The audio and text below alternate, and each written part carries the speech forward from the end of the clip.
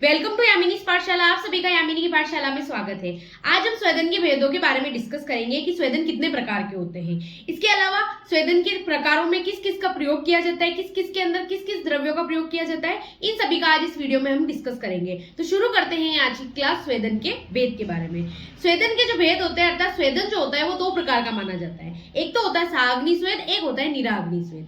अर्थात सहाग्नि स्वेद किसे कहते हैं कि जिसके अंदर अग्नि का क्या हो, प्रत्यक्ष संबंध हो या फिर अग्नि का प्रत्यक्ष प्रयोग किया जा रहा हो, वो कहलाता है सहाग्नि स्वेद। अर्थात निराग्नि स्वेद किसे कहते हैं जिसके अंदर अग्नि का प्रत्यक्ष रूप से क्या उसका प्रयोग नहीं किया जा सकता या नहीं होता है, उसे हम क्या कहते हैं, निराग्नि स्वेद कहते हैं। उसी प्रकार से अगर सहाग्नि स्वेद की बात करें तो सहाग्नि स्वेद जो है वो पुनः 13 प्रकार में विभाजित किया जाता है। 13 प्रकार के जो होते हैं वो सहाग्नि स्वेद होते हैं। उसी प्रकार से निराग्नि स्वेद जो होते हैं वो 10 प्रकार के होते हैं। तो एक एक को हम डिटेल में आगे पढ़ते हैं। तो शुरू करते हैं सहाग्नि स्वेद। अर्थात जिस स्वेदन में प्रत्यक्ष रूप से अग्नि का संयोग होकर स्वेदन कर्म किया जाता है उसे हम क्या कहते हैं, सहाग्नि स्वेद कहते हैं। सहाग्नि स्वेद जो होते हैं वो आचार्य चरक के अनुसार कितने 13 प्रकार के माने जाते हैं। कौन कौन से होते हैं? संकट, प्रस्तरो, नाड़ी, परिषेको, जो अगानम, जेंताको, अश्मगनम, कर्षु, कुटी, भू, कुंभी, केवच, कूपो, होलाक इत्यादि स्वेदनयन्ति त्रयोदशः। अर्थात जो सहाग्नि जो स्वेद है वो कितने 13 प्रकार का है। कौन कौन सा? संकर, दूसरा प्रस्तर, नाड़ी स्वेद, परिषेक स्वेद, अवगाहन स्वेद, जैंताक स्वेद, अश्मगन स्वेद, कर्षु स्वेद, कुटी स्वेद, भू स्वेद, कुंभिकेव यानी घड़े वाला जो होता है घट स्वेद, कुंभिकेव जो स्वेद, कूपो स्वेद, होलाक स्वेद, ये जो होते हैं वो 13 प्रकार के सहाग्नि स्वेद माने जाते हैं। अब इनको अपन पढ़ते हैं। तो सबसे पहले हम पढ़ते हैं संकर स्वेद के बारे में कि संकर स्वेद क्या होता है। अर्थात स्वेदन द्रव्यों को जब कूट पीसकर वस्त्र में पोटली बनाकर जब उसका प्रयोग स्वेदन विधि के लिए या स्वेदन कर्म के लिए किया जाता है उसको हम क्या कहते हैं, संकर स्वेद कहते हैं। अर्थात जो औषधियां होती है, स्वेदन जितनी भी औषधियां होती है, ऐसी औषधियां जिनको कूट पीसकर उसकी एक पोटली बनाई जाती है, रूमाल या किसी वस्त्र में रखकर एक पोटली बनाई जाती है, उसका प्रयोग जब है ना तो स्वेदन के लिए किया जाता है, स्वेदन कर्म के लिए किया जाता है, वो संकर स्वेद कहलाता है। ठीक है। अर्थात जो संकर स्वेद होते हैं वो दो प्रकार के होते हैं, स्निग्ध संकर स्वेद और रुक्ष संकर स्वेद। स्निग्ध संकर स्वेद का अर्थ होता है जिसमें स्निग्ध द्रव्यों का प्रयोग किया जाता है। ठीक है।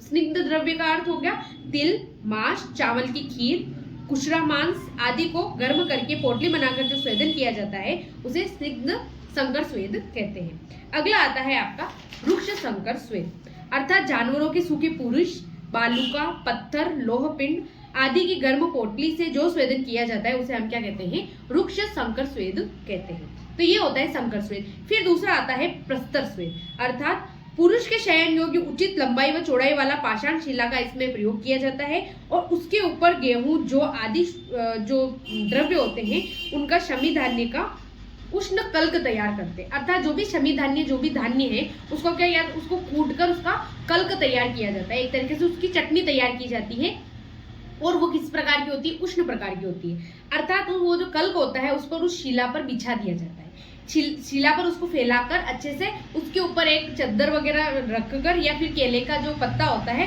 वो रखकर जो रोगी है जिसका स्वेदन कर्म करना है उस रोगी को उस जो है उस शिला पर लेटा देते हैं और ऊपर से पुनः उसे कंबल उड़ा देते हैं। इस प्रकार क्या किया जाता है, प्रस्तर स्वेद किया जाता है। ठीक। अब प्रस्तर स्वेद करने की जो अवधि होती है वो 10 से 15 मिनट बताई गई है। ठीक है। फिर आता है तीसरा नाड़ी स्वेद। नाड़ी स्वेद का अर्थ होता है जिसके अंदर वाष्प का प्रयोग होता है। अर्थात ये जो स्वेद है जिसके अंदर किसका प्रयोग होगा, वाष्प का प्रयोग होगा, उसे हम नाड़ी स्वेद कहते हैं। अर्थात नाड़ी स्वेद के लिए एक विशेष प्रकार का पात्र का उपयोग किया जाता है जिसे हम क्या कहते हैं, स्ट्रीमर कहते हैं। इसके पार्श्व में एक छिद्र होता है जिसे एक नली लगाई जाती है और ये नलिका धातु या रबड़ की बनी हो सकती है तथा वह नली 2-3 जगहों पर मुड़ी हुई होनी चाहिए जिससे वाष्प का वेग कम रहे। अर्थात क्या होता है, ये एक प्रकार का पात्र होता है और पात्र के एक साइड में एक छोटी सा छिद्र होता है। अर्थात उस छिद्र के अंदर एक नली लगाई जाती है, वो प्लास्टिक की हो सकती है या फिर धातु निर्मित हो सकती है या फिर किस प्रकार की हो सकती है, रबड़ की नली हो सकती है, जिससे जो भी स्वेद होगा अर्थात जो वाष्प होगी वो उस नली के द्वारा बाहर आएगी और बाहर जो है उस प्रकार का स्वेद किया जाएगा। स्टीमर के अंदर द्रव्य व जल को मिलाकर गर्म करते हैं, जिससे क्वाथ बनता है तथा इस क्वाथ से वाष्प तैयार होती है। अर्थात जो पात्र होता है या जो स्टीमर होता है, उसके अंदर जो भी द्रव्य है जिससे भी आपको स्वेदन करना है, उस द्रव्य को उसके अंदर पानी मिलाकर उसका क्या बनाया जाता है, एक तरीके से उसे उबाला जाता है। अर्थात उबालने पर जो वाष्प तैयार होती है, वो वाष्प जो है वो नली के द्वारा उसका स्वेदन किया जाता है। पार्श्व छिद्र में लगी हुई नली के द्वारा यह वाष्प अभ्यंग किए हुए अंग पर स्वेदन करने के लिए पहुंचाई जाती है तथा उससे एकांग या सर्वांग स्वेद किया जाता है। कभी कभी एक अंग पर और कभी कभी संपूर्ण अंग पर जो है वो स्वेद किया जाता है। तो ये क्या कहलाता है, ये कहलाता है नाड़ी स्वेद। अगला आता है परिषेक। परिषेक का अर्थ होता है कि धार गिराना, एक तरीके से वातहर या वात कफ और औषधीय द्रव्यों से सिद्ध सुकोष्ण क्वाथ, तेल, घृत, दूध आदि के शरीर पर धारा गिराई जाती है, उसे हम क्या कहते हैं, परिषेक कहते हैं। अर्थात किसी भी क्वाथ हो गया, जल हो गया, उष्ण जल हो गया, घृत या दूध, किसी भी द्रव पदार्थ की क्या गिराई जाती है, धारा गिराई जाती है किसी अंग पर या पूरे शरीर पर, तो उस क्रिया को या उस कर्म को हम क्या कहते हैं, परिषेक स्वेद कहते हैं। अर्थात केरली पंचकर्म में इस पद्धति को पीडिच्छिल कहा जाता है। जब हम आगे पढ़ेंगे केरली पंचकर्म के बारे में, तो केरली पंचकर्म में ये जो परिषेक पद्धति है, इस परिषेक को हम क्या कहेंगे, पीडिच्छिल कहा जाता है। रोगी को, अभी ये विधि किस प्रकार से की जाती है, तो रोगी को अभ्यंग कराकर पतली चादर ओढ़ा देते हैं, सुकोष्ण क्वाथ, दूध आदि की धारा पात्र यंत्र के द्वारा शरीर पर गिराते हैं। अर्थात क्या करते हैं, रोगी को अच्छे से अभ्यंग कराकर उसे जो भी उसकी अभ्यंग टेबल है या फिर एक जो भी टेबल होती है स्वेदन कर्मी की, उस पर सुला देते हैं। उसके पश्चात क्या किए जाते हैं, जो भी आपको प्रयोग करना है द्रव, वो चाहे दूध हो, घृत हो, तेल हो या कोई क्वाथ हो, जल हो, किसी भी प्रकार का तक्र हो, तो उसकी क्या गिराई जाएगी, एक पात्र में लेकर उससे निरंतर धारा गिराई जाएगी। लगभग आधे घंटे से 1 घंटे तक ये स्वेदन किया जाता है।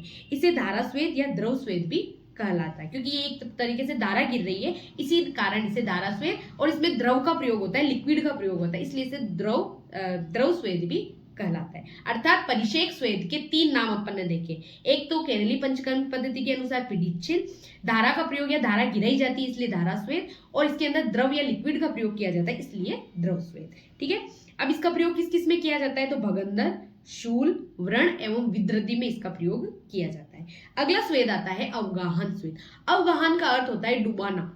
ठीक है, उसका अर्थ क्या होता है, डुबाना। अर्थात वातहर द्रव्यों के सुकोष्ण क्वाथ, सिद्ध तेल, दूध आदि से भरे टब में अभ्यंग किए हुए व्यक्ति को बैठाकर या लेटाकर जो स्वेदन किया जाता है, उसे हम क्या कहते हैं, अभ्यंग स्वेद। अर्थात क्या होता है, एक टब होता है, उस टब के अंदर जो भी उसे औषधि से स्वेदन कराना है, जैसे क्वाथ हो गया, घृत हो गया, तेल हो गया या फिर कोई भी सिद्ध तेल हो गया, ठीक है, इन सभी से अगर उसको अभ्यंग कराना है तो एक टब लेते हैं जिसमें रोगी आराम से बैठ सके या लेट सके, जिस भी प्रकार से, तो उस टब में इस द्रव्य को भर देते हैं और भरने के बाद रोगी को उसके अंदर बैठाकर या लेटाकर क्या किया जाता है, अभ्यंग कराया जाता है। इसे लगभग आधे घंटे से 1 घंटे तक किया जाता है तथा नाभि से 6 अंगुल ऊपर तक शरीर का भाग द्रव में डूबा रहना चाहिए। अर्थात जो अपना वक्ष प्रदेश है, यानी नाभि से कुछ ऊपर तक का जो भाग होता है, नाभि से 6 अंगुल का जो भाग होता है, वो संपूर्ण भाग किसमें डूबा होना चाहिए, जल में, या जो भी द्रव्य का प्रयोग कर रहे हैं उसमें डूबा होना चाहिए। कंधे तक द्रव की धारा निरंतर डालनी चाहिए। इसके अलावा नाभि तक तो जो भी भाग है वो तो द्रव में डूबा हुआ रहेगा, लेकिन ऊपर का जो शोल्डर वाला एरिया हो गया, इस एरिया पे क्या किया, आप निरंतर उसी क्वाथ की धारा जो है वो भी गिराते रहे। अर्थात इसके अंदर अवगाहन और परिषेक दोनों का एक कॉम्बिनेशन देखने को मिल सकता है। ठीक है, इसका प्रयोग कटिशूल, पृष्ठशूल, साइटिका, विमाक और अश्मरी शूल में भी किया जाता है। अगला आता है जयंताक स्वेद। अर्थात जयंताक स्वेद जो होता है एक स्पेशल, ये से कहे विशेष प्रकार का जो है वो होता है, क्योंकि इसके अंदर क्या किया जाता है, एक विशेष प्रकार का कुटागार या कमरे का निर्माण कराया जाता है, जिसे हम क्या कहते हैं, कुटागार कहते हैं। ठीक है, इसमें रोगी को प्रविष्ट कराकर स्वेदन कराया जाता है। तो ये तो क्या हो गया इसका नॉर्मल। अब किस प्रकार से हम कुटागार का निर्माण कराएंगे और किस प्रकार से रोगी को उसमें जो है स्वेदन कर्म कराएंगे, तो देखते हैं कुटागार का निर्माण। तो कुटागार निर्माण के लिए सबसे पहले तो हमें भूमि की परीक्षा करनी होती है तथा नगर या गांव में उत्तर या पूर्व दिशा में इसका निर्माण होना चाहिए। अर्थात जहां पर भी कुटागार का निर्माण किया जा रहा है, एक तो उसकी जो भूमि है वो स्वच्छ होनी चाहिए, और जो नगर है या जो गांव है उसके उत्तर या पूर्व दिशा में वो जो है भूमि होनी चाहिए। इस स्थान की मिट्टी काली, चिकनी व स्निग्ध होनी चाहिए तथा जलाशय भी समीप होना चाहिए। जलाशय कुटागार की उत्तर या पूर्व दिशा में होना चाहिए तथा इसकी दूरी लगभग 10 से 12 फीट होनी चाहिए, मतलब लगभग 10-12 का जो रूम होता है वो होना चाहिए। कुटागार की दीवारें अंदर से मिट्टी लेपित होनी चाहिए, अर्थात कुटागार की जो दीवारें हैं, चारों दीवारें, वो क्या हो रही है, अच्छे से उसी मिट्टी पर लेपन किया जाना चाहिए, मिट्टी का लेप किया जाना चाहिए। उसमें छोटे छोटे रोशनदान भी होने चाहिए ताकि सफोकेशन ना हो। कुटागार के द्वार को छोड़कर दीवार के पास चबूतरा होना चाहिए जो लगभग 1.5 फुट चौड़ा तथा 1.5 फुट ऊंचा होना चाहिए। अर्थात क्या होता है, कुटागार की तीनों दीवारों के मतलब लगभग चारों दीवारों पर क्या होना चाहिए, साइड में एक चबूतरा बना हुआ होना चाहिए, लेकिन केवल प्रवेश द्वार को छोड़कर बाकी चारों तरफ दीवार के पास क्या होना चाहिए, चबूतरा होना चाहिए। और कितना होना चाहिए, लगभग 1.5 फुट चौड़ा होना चाहिए और 1.5 फुट ऊंचा होना चाहिए। कुटागार के मध्य में एक अंगार कोष्ठी या भट्टी बनाते हैं, ठीक है। अब उसके मध्य में क्या बनाई जाती है, एक भट्टी या अंगार कोष्ठी बनाई जाती है। इसे आगार कोष्ठी में पलाश आदि की सूखी लकड़ियां जलाते हैं तथा जब धुआं निकलना बंद हो जाता है तथा कुटागार उचित प्रकार से गर्म हो जाता है तब रोगी को उसमें प्रवेश कराया जाता है। अर्थात क्या किया जाता है, वो जो अंगार कोष्ठी है, वो जो भट्टी है, उसके अंदर क्या कराई जाती है, जो भी काष्ठ औषधियां होती है या फिर पलाश की जो लकड़ियां होती है उसके अंदर उसको जलाया जाता है। जलाने के बाद जब उसमें धुआं निकलना बंद हो जाता है, अर्थात जो पूरा कमरा या कुटागार जो है वो पूरा अच्छी तरीके से गर्म हो जाता है, तो उसके पश्चात जो रोगी है जिसका स्वेदन कर्म कराना है उस रोगी को कुटागार में प्रवेश कराया जाता है। अब वहां पर उसकी किस प्रकार से उसे स्वेदन विधि की जाती है, वहां पर रहकर किस प्रकार से उसका स्वेदन कर्म किया जाएगा, तो स्वेदन विधि की तो सर्वप्रथम वाथर तेल से रोगी का अभ्यंग कराते हैं, ठीक है। तत्पश्चात उसे रोग मुक्ति की कामना करते हुए उसे कुटागार में प्रवेश कराते हैं और निम्न निर्देश। अब कौन कौन से उसे, अब कुटागार में तो वो अकेले ही प्रवेश कर पाएगा, उसके साथ ना तो कोई परिचारक ना कोई चिकित्सक उसके साथ नहीं जा पाएगा, तो उसको क्या देने पड़ेंगे, हमें उसको समझाना पड़ेगा कि किस किस प्रकार से उसका स्वेदन करना है। तो अंदर जाकर वह चबूतरे पर कपड़ा बिछाकर वह ओढ़ाकर लेट जाए तथा करवट बदल बदल कर स्वेदन करे। अर्थात उसे प्रथम जो निर्देश है वो क्या दिया जाता है कि अंदर जाने के पश्चात जो चबूतरा बनाया गया है उस चबूतरे पर जाकर वो अच्छी तरीके से लेट जाए और करवट बदल बदल कर अर्थात संपूर्ण अंग पर वो आराम से स्वेदन करे।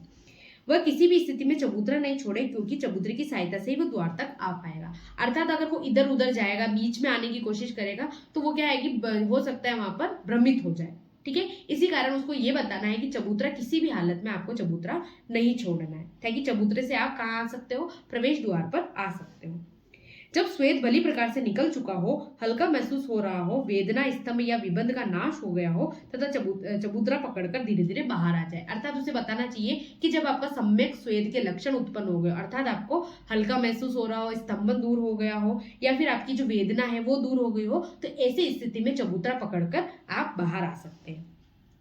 कुटागार से बाहर आते ही आंखों पर ठंडे जल का स्पर्श न करें। अर्थात क्या होता है कि वहां पे स्वेदन क्रिया की जा रही है, तो स्वेदन से आपको एकदम से गर्मी लगेगी, पर ये ध्यान रखना है कि बाहर आते से ही ठंडे किसी भी चीज का ना तो आंखों पर ना किसी भी जगह पर स्पर्श नहीं करना है। कुछ देर रहने के बाद लगभग एक मुहूर्त का अर्थ होता है 45 मिनट, ठीक है। तो लगभग एक मुहूर्त के बाद जब शरीर की उष्णता व थकावट दूर हो जाए तो सुकोष्ण जल से स्नान करें, ठीक है। तो ये विधि जो है वो किसकी, जैंताक की विधि बताई गई है, ठीक है। अब जैंताक का प्रयोग जो है, जैंताक स्वेद का प्रयोग कटिशूल और पृष्ठशूल में किया जाता है।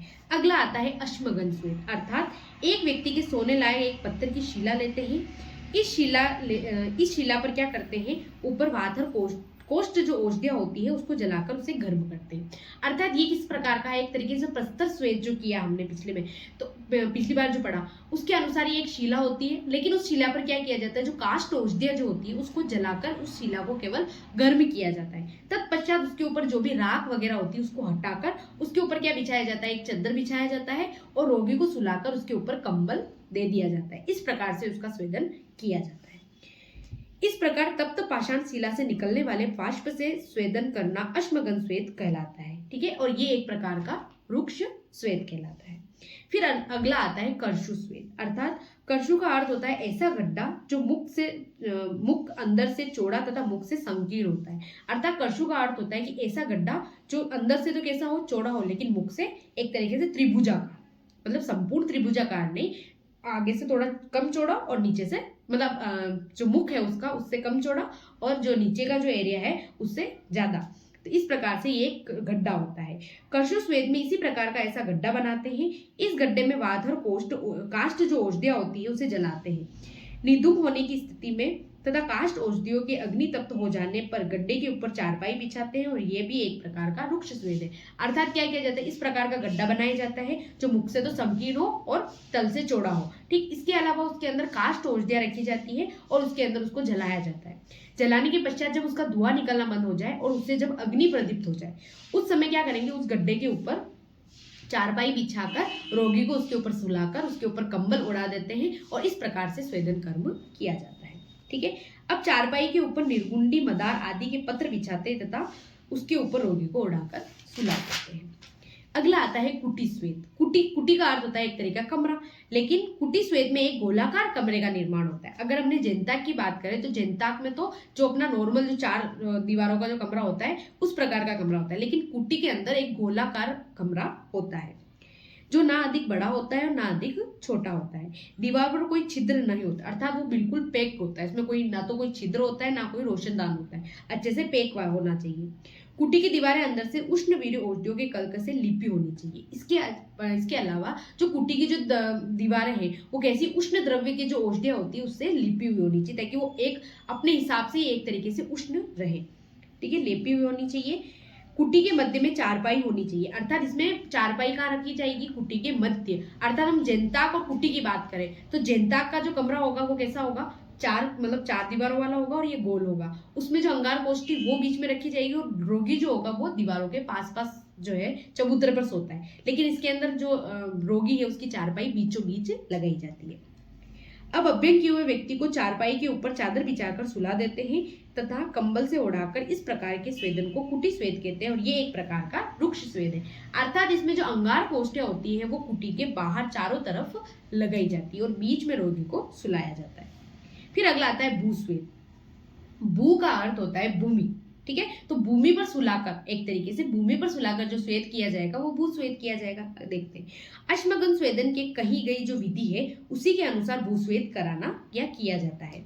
इसमें पाषाण शिला के स्थान पर सीधा भूमि पर ही वाथर काष्ठ औषधियों को जलाकर उस पर पानी डालकर बुझाते हैं और ऊनी या रेशमी चादर को बिछाकर इसके ऊपर अभ्यंग किए हुए व्यक्ति को सुलाते हैं। इस प्रकार भूमि की जो वाष्प निकलती है उसमें रोगी को स्वेदन कराते हैं और यह भी एक प्रकार का रुक्ष स्वेद है। अर्थात अपन अगर अश्मगन की बात करें तो अश्मगन पर शिला पर काष्ठ औषधियां जलाई जा रही थी और औषधियों के जो राख है उसको नीचे गिराकर रोगी को सुलाकर स्वेदन कराया जाए। लेकिन इसके अंतर्गत क्या होगा, भूमि पर ही काष्ठ औषधियां जलाई जाएगी, राख आदि को हटाकर फिर उसके ऊपर रोगी को सुलाकर उसको स्वेदन कर्म कराया जाएगा। बस ये भूस्वेद और अश्मगन स्वेद में इतना अंतर है कि अश्मगन में शिला का प्रयोग हो रहा है और भूस्वेद में सीधा भूमि पर स्वेदन कर्म किया जा रहा है।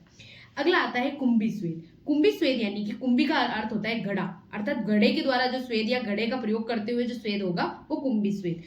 अर्थात वाथर औषधियों के क्वाथ से एक घड़ा जो होता है या हांडी जो होता है उसे गर्दन तक भर लेते हैं। अर्थात जो भी वाथर औषधियां है उस औषधियों को कहाँ तक भर लेंगे हम, घड़ा जो होता है उसके गर्दन तक अच्छे से भर लेते हैं।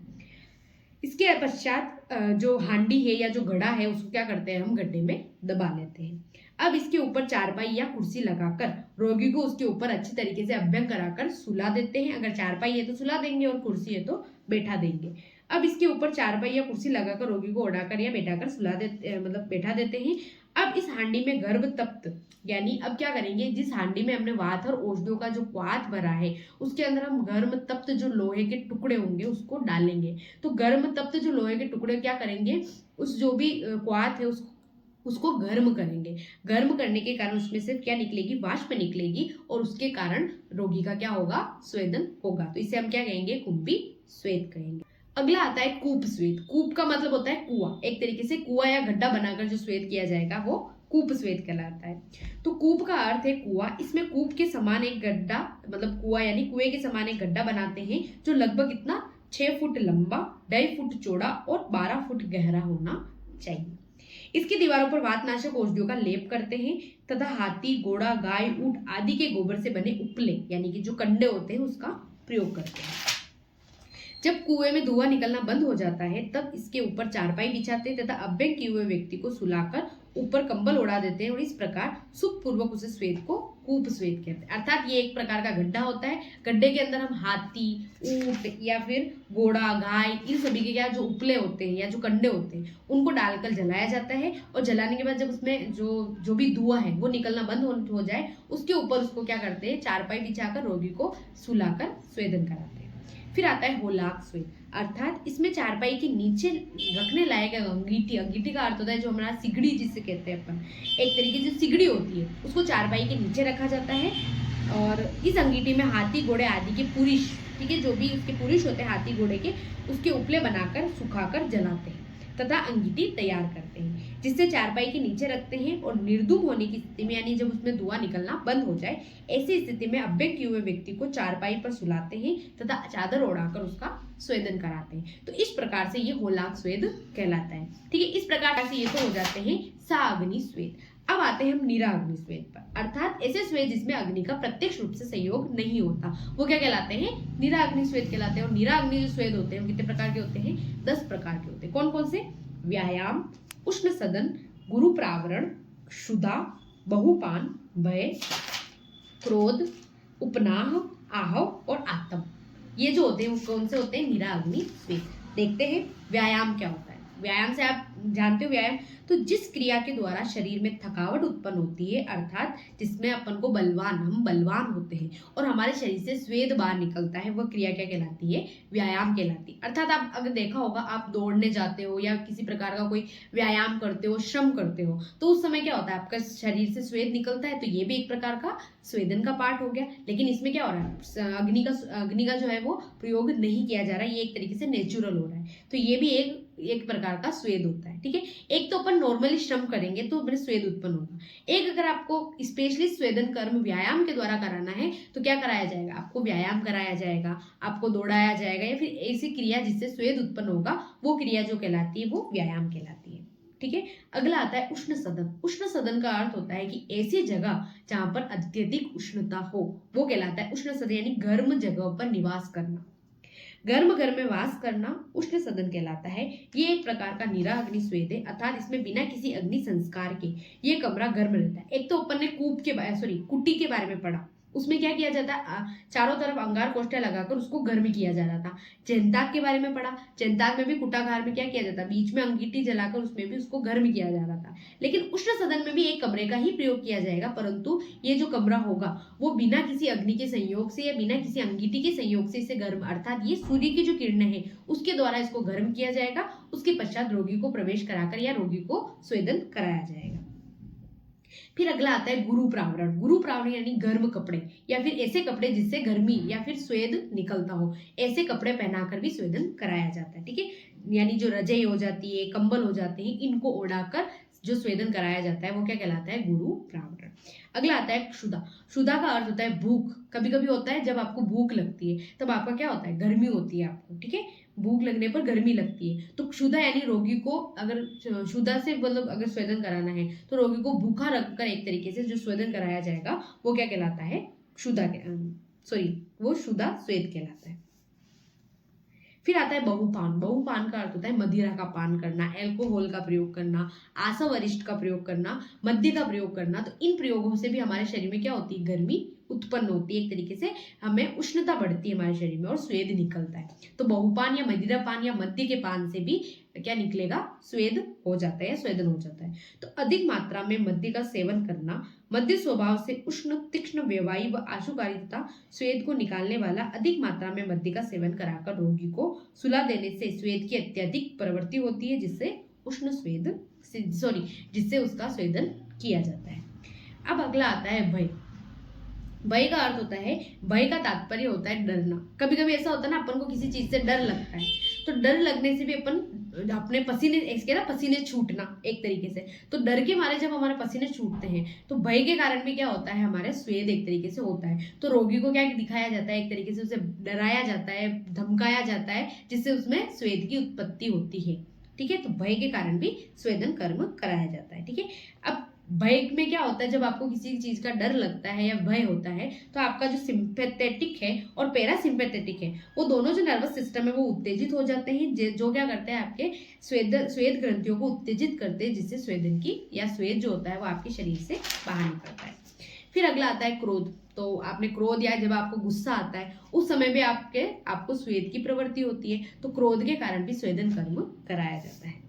अगला आता है उपनाह। उपनाह का अर्थ होता है कि उष्णवीर औषधियों का बिना अग्नि संस्कार किए शरीर अवयव पर मोटा लेप करना उपनाह कहलाता है। अर्थात कभी कभी ऐसे लेप होते हैं, जैसे चंदन का लेप करें, मुल्तानी मिट्टी का लेप करें, तो हमें क्या मिलती है? ठंडक मिलती है। उसी प्रकार जो उष्णवीर्य जो औषधियां हैं जिससे गर्मी पैदा होगी, ऐसे द्रव्यों का कल्क जब हमारे शरीर पर मोटा लेप किया जाएगा, उससे हमें क्या होगी? हमारे शरीर में गर्मी होगी। ठीक है, तो वो कहलाता है उपनाह।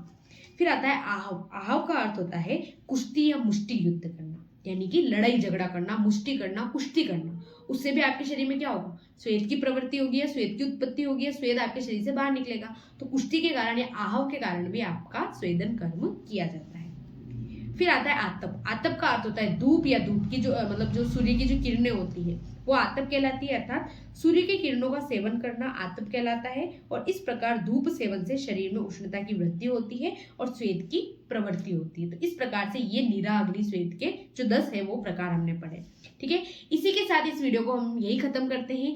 मिलते हैं एक नई वीडियो के साथ, एक नए टॉपिक के साथ। आप मेरे चैनल पर नए हैं तो मेरे चैनल को सब्सक्राइब कीजिएगा। Thank you so much for watching. धन्यवाद।